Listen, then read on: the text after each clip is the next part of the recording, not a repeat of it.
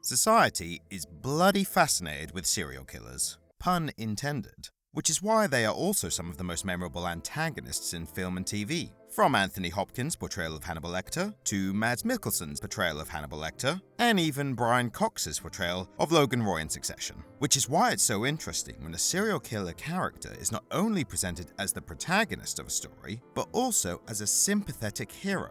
So I'm going to lay out the specific characters that I think help achieve this, and the characters I'm going to use as examples for these are the Punisher from films, TV and comics, and Dexter from the Dexter TV shows, though I won't be using Dexter's Laboratory as I don't consider it canon.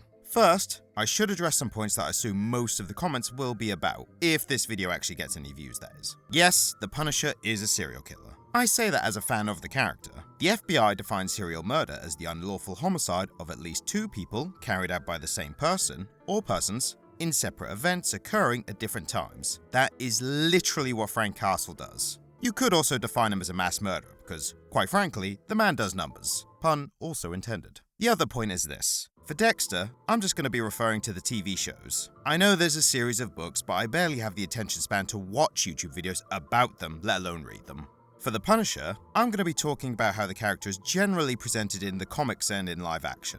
This is because it's more difficult to talk about how a comic book character is presented when they have been written by different writers and artists for over 50 years. And one time he was a Frankenstein. Anyway, enough rambling, let's get into it. The first characteristic is the most obvious one, since it's something both characters are most well known for. They only kill bad people. Both characters operate by a kind of code. Dexter's being a literal list of rules given to him by his policeman dad so he can kill people without getting caught, while the Punisher is more just generally geared towards killing as many evil people as possible. So, the quickest and easiest way to justify a protagonist killing someone is to make the victim someone that most people would agree deserves it.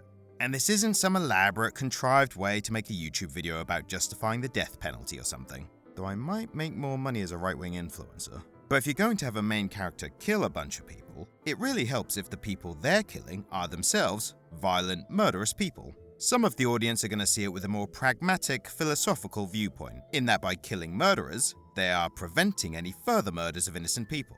Others will enjoy it more as a righteous punishment of the wicked, like a revenge fantasy that they can live vicariously through the characters.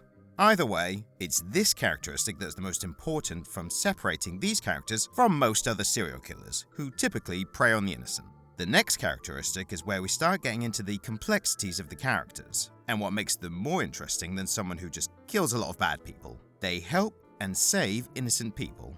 It's one thing for both of these guys to prevent future murders as a byproduct of them enjoying their hobby. But the fact that they actively help people, often while risking themselves or their chances of getting their intended targets, is what raises them above someone who just has a compulsion to murder. There are a few examples for each character, so without listing them all off like I'm defending them in court, I'm just going to point out some specific instances that prove this. For Dexter, the most selfless example is in Series 4, Episode 10, when he saves the young boy from sinking in wet cement at the cost of his target, the Trinity Killer, getting away. For Punisher, and admittedly, I had to read a bunch of comics to find examples, but if you want to hear more about me talking about comics, then please check out the Literate Podcast, new episodes every Monday. It's the time he happened to be at a diner when a bomb was detonated. Rather than leaving before the authorities arrived, he stayed to apply first aid to a man to stop him bleeding out, since he risked being recognized and arrested, which would have been a real inconvenience to his mission of killing as many bad guys as possible. I'd mark this in the selfless category. So, now that we know these two are more than just complete sociopaths who happen to prey on bad people, what else about them makes them work as the protagonists of their story? Something that a lot of fictional heroes share. A sympathetic backstory/origin. A staple of the superhero genre, from Batman's parents to Spider-Man's Uncle Ben, and even Superman's whole bloody planet. This characteristic has been used to somewhat justify the typically unacceptable actions of the Punisher and Dexter. For the Punisher, his backstory is especially tragic, which is a big reason why comic fans have historically given him some moral leeway when it comes to killing so many other murderers in cold blood. For those who don't know, the former United States Marine, Frank Castle, was enjoying a day in the park with his wife and two children before they accidentally witnessed a mob killing. Not wanting to leave any witnesses, the mob then opened fire on the Castle family before making their escape. Frank being the only survivor, you can sympathize why he would then go on to wage a violent one-man war on crime. Now, Dexter, on the other hand, mind. His backstory is more of an explanation for why he is the way he is. Basically, for most of his life leading up to the first series of the TV show, Dexter thought of himself as an unfeeling monster with a darkness within and a need to kill. Luckily for him, his adopted Miami policeman father saw the early warning signs of this in him and created the code for him to follow as both a method to not get caught and to avoid hurting innocent people. It's actually during season 1 of the series that both we and Dexter find out that, at a very young age, he witnessed his birth mother being dismembered with a chainsaw in a shipping container. While the memories themselves were repressed, it's basically acknowledged that this is the reason for Dexter's homicidal tendencies. He even refers to this moment from then on as when he was born in blood. So, the point of these origins is basically to convey to the audience that they are not just murderers for the sake of it, like they had nothing better to do, but rather they are products of the deeply tragic experiences that they endured.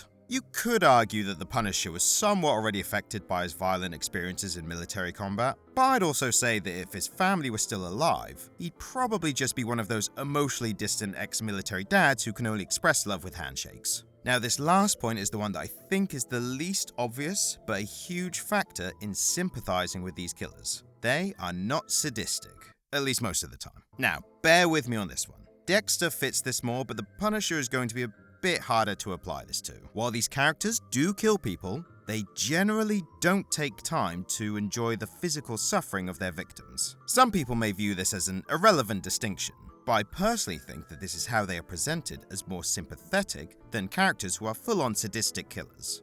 Dexter is a prime example of this, because while he does have a need to kill, this generally just involves a quick knife to the victim's heart, and then it's over. The only other thing he does to his victims before this is he uses a scalpel to make a small incision on their face, to collect a small blood sample for his blood slide collection, which still makes more sense to me than collecting Labubu's. Now, this last bit is the weakest part of my argument, because there are certainly many Punisher fans who each have their own favorite example of when Frank took a little extra time to enjoy an especially gruesome death of a particularly evil individual. It's the little things in life, you know? I'm not going to pretend that these moments don't happen in Punisher stories. What I am saying is that they are relatively rare compared to how the character is usually presented, which is normally clearing out groups of his intended targets with military efficiency. Frank is all about quantity over quality. No time to hang about and smell the gun smoke when there's more bad guys to murder. Which, if you ask Frank, there's always more. Again, I'm well aware that discerning between murder and torture may be splitting hairs for some people. So let me know down in the comments whether you agree, disagree, or if you have your own better theories about why people love Dexter and the Punisher. Also, please leave a like if you made it this far, because, why not? And if you are a comic book reader and like this kind of content, then you might also enjoy the comic book series Beneath the Trees Where Nobody Sees, which is actually the comic that inspired this video in the first place. You thought I was going to recommend the podcast again, didn't you? Well, you're right. You can also hear long-form discussion about this comic on the Literate Podcast, which is linked below. Alright, that's it. Thanks for watching.